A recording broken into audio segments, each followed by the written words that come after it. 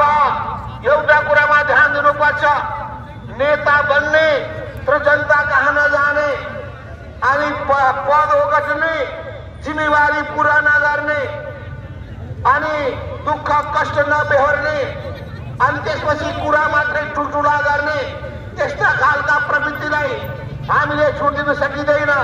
नेताको वरिपरि पूजा गरेर बस्ने, नेताको प्रशंसा गरी बस्ने तर जिम्मेवारी पूरा नगर्ने त्यस्ता प्रवृत्तिलाई छुट दिन सकिँदैन।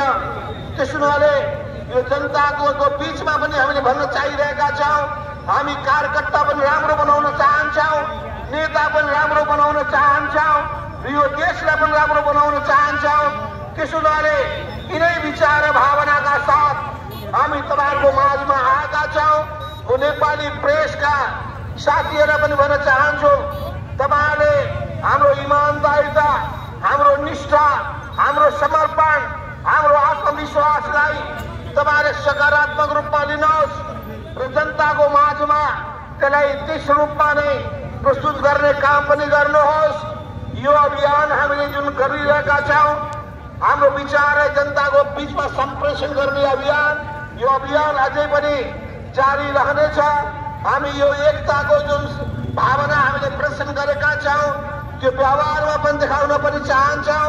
र यो सबै काममा तपाईँहरूले हामीलाई पुरै साथ दिनुहुनेछ भन्ने आशा विश्वास गर्दै यो कार्यक्रममा तपाईँहरूको विशाल उपस्थितिका लागि म बागमतीका यी तीनटै प्रदेशका नेताहरूलाई विशेष धन्यवाद दिन चाहन्छु र तपाईँहरू जो यहाँ उपस्थित हुनुभयो तपाईँहरूलाई पनि विशेष धन्यवाद दिँदै आफ्नो मन्तव्य यही टुङ्ग्याउन चाहन्छु। धन्यवाद। लाल सलाम।